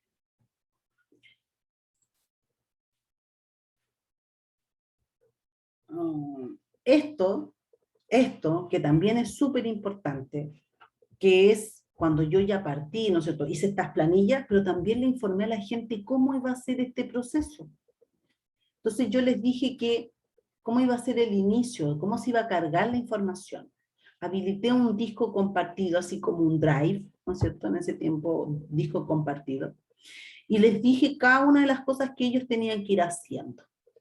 Ingrese a la carpeta, seleccione el área, ingrese la clave de acceso y escritura, que yo les di a cada uno una clave de acceso y una de escritura. Cargue el presupuesto, adjunte las planillas si es que quiere alguna planilla adicional. Y después, lo mismo, esto es para el OPEX y esto es para el CAPEX. Y una vez que se optimizaron, hubo un nuevo formato de defensa y de consolidación del presupuesto. Esta es la consolidación, porque todas esas planillas que ustedes vieron de detalle, al gerente no le importan. A mí me interesan. Lo que él quiere ver es un resumen. Entonces, de todas esas planillas por cada una de las áreas de los 65 centros de costo que yo tenía, finalmente me llegaban a una planilla resumen, que yo le llamaba consolidador. Entonces, en esta consolidación, yo podía ver a mí se me ocurrió hacerlo por área. 2 áreas que eran las áreas más importantes, operación y mantenimiento de cada una de las plantas. Entonces yo iba viendo así cuál era el budget que tenía y el prior budget. ¿Cuál era el prior budget? Acá se hacía un presupuesto siempre para 2 años. Por ejemplo, ahora el 2021 se hacía el presupuesto para el 2022 y un prior budget para el 2023. Entonces después yo siempre me quedaba con ese prior budget, ¿ya? Y ese es el que iba ocupando y el que les iba traspasando después ahí para que lo fueran actualizando en el fondo. Entonces aquí a mí el gerente me preguntaba, ya, pero ¿y cuánto es el presupuesto que tenemos? No, yo le decía 40.5 millones. Listo. ¿Y qué área? Y me preguntaba por área, listo. Yo le podía dar todo el detalle, porque tenía esta consolidación. Estas planillas son lo mismo. Se fijan que ahí dice Fidel Venegas, ¿no es cierto? El mismo presupuesto cargado en pesos, transformado en dólares. En el caso, ya, bueno, y después toda esa consolidación, obviamente que yo la presentaba. Se la presentaba al gerente. Era lo que utilizaba para poder defender el presupuesto. Entonces, cuando yo defendía el presupuesto, yo presentaba mi consolidado, aquí obviamente en inglés, porque una empresa gringa. Entonces yo iba explicando, ¿no es cierto?, cuánto era el prior budget versus el budget, las diferencias y cuál era mi nuevo budget. Todo eso yo lo iba analizando. Se fijan que aquí tiene unas pestañitas. ¿Por qué? Porque aquí me aperturaba hacia abrir un Excel. Entonces yo buscaba mi manera de poder consolidar en algo pequeño, ¿no es cierto?, con pocos números, pero que a su vez tuviese toda la información para poder evidenciar las variaciones. Y también defendía los presupuestos de capital, que se llaman CAPEX. ¿Cómo los defendía? Lo que se me ocurrió a mí fue juntar los presupuestos, los CAPEX, las inversiones, y asociarlas, vincularlas. Por ejemplo, todas las inversiones que tuvieran relacionadas con un mantenimiento mayor, fíjense aquí, 6.3 millones de dólares. Entonces yo los iba separando, cuánto es la caldera, cuánto es el turbogenerador, cuántos son los BOP. BOP son como otros costos, ¿ya? Entonces, tuve que buscar una manera, y además la fotografía nos ayudó un montón. Entonces yo preparaba esta información y obviamente pedía la fotografía a las áreas. Yo de ahí no tenía esa información. Y ellos sí las tenían. Entonces, ¿por qué? Porque visualmente es mucho más fuerte, ¿no es cierto?, más entendible poder encontrar esto, o sea, poder visualizar y mostrar, ¿no es cierto?, mira, este es el nivel de corrosión, y le ponía la foto así, la más horrible, de la corrosión cómo estaba y cómo debía estar, o de lo que íbamos a hacer, ¿no es cierto?, versus lo que había ahora. O sea, la foto igual nos ayudaba. Todo esto se fue logrando, ¿no es cierto?, en conversaciones con las distintas áreas, en buscar una forma. Obviamente que también yo tenía que mostrar a través de indicadores de rendimiento, indicadores de gestión. Entonces, fíjense aquí mis indicadores, 2013, 2014, siempre me gustaba mostrar la historia, esto hasta el 2016. Ahí fue el último año que yo trabajé. Entonces, en el amarillo es el OPEX real, gasto real, y el budget. Bajo, bajo, bajo, bajo. ¿Se fijan? Después tengo acá el CAPEX real versus el budget. Bajo, bajo, bajo, bajo. Y los días de mantenimiento, que siempre fueron aumentando los días, salvo en el 2015 que hubo un bajón, pero los días de mantenimiento siempre iban aumentando. Pero se fijan ustedes que ordenando uno logra tener un control correcto, haciendo todo esto que yo le estoy diciendo, uno lograba llegar a sus presupuestos, haciendo las proyecciones, pero es mucho trabajo, es mucho trabajo. Bueno, estos son otros indicadores que son más específicos de la empresa. Eso. Me falta algo. Les voy a mostrar de dónde yo sacaba la información. Por ejemplo, se fijan aquí dice control de gestión 10 del 10 del 2012.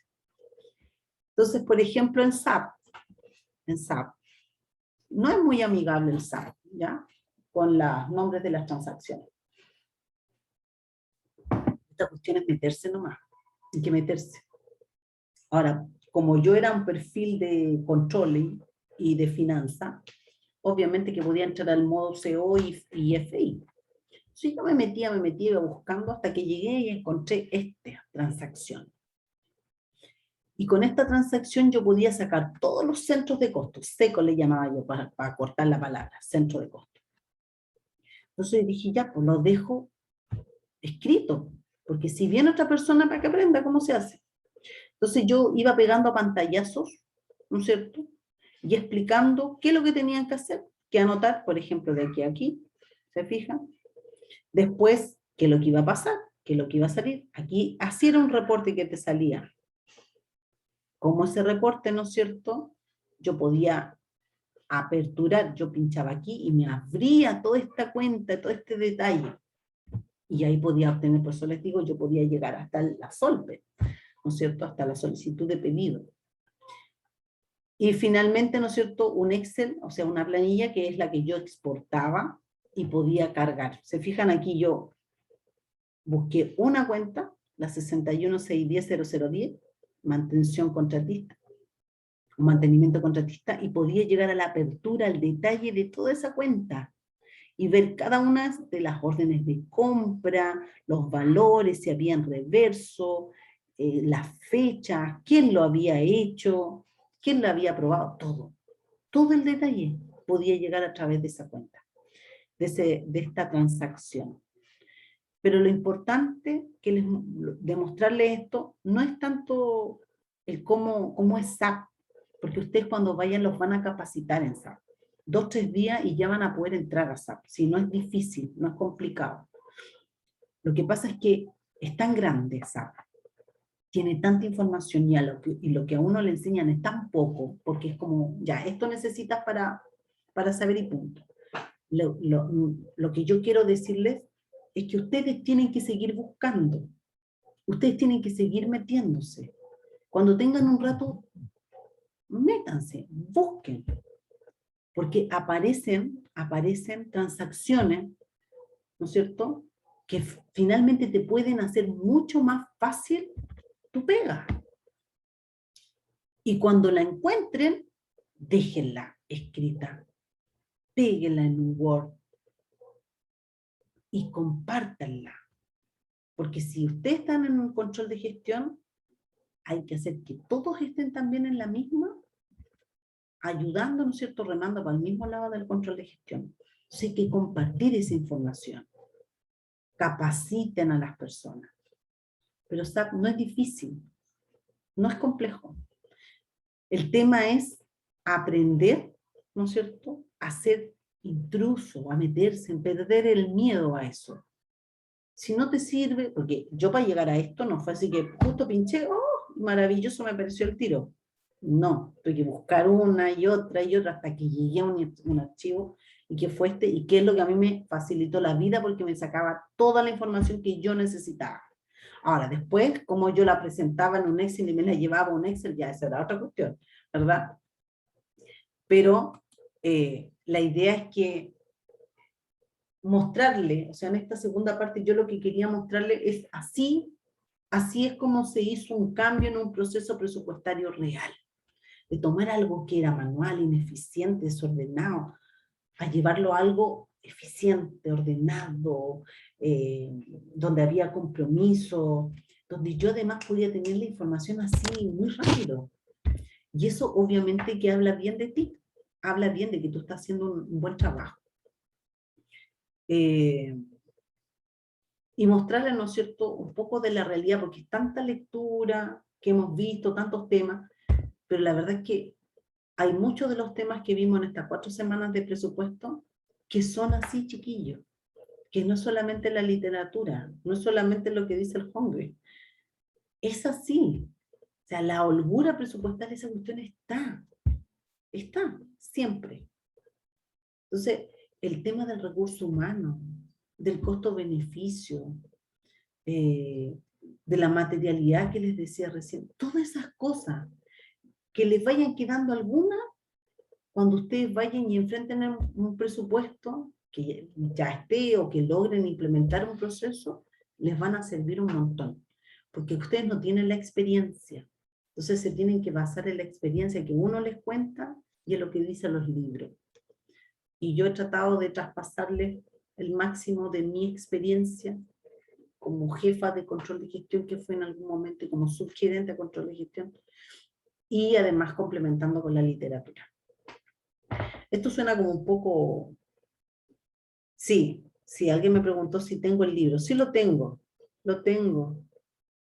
Sí lo tengo, Francisco.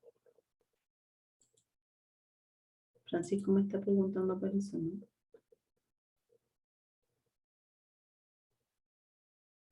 Ya. Ah, Francisca. Ya es que veo Fran nomás. Ya. Si alguien más lo quiere, yo no tengo ningún problema, le subo el libro. ¿Sí? Lo subo al aula. Tengo la última edición, eso sí. Ese les voy a subir. Ya, perfecto, ningún problema. Yo se lo subo. Eso, chiquillos, la próxima semana vamos a tener nuestra prueba, que va a ser obviamente en formato cuestionario. Es harta materia. En la primera les fue súper bien, pero no se confíen porque hay harto que ver en tema presupuesto.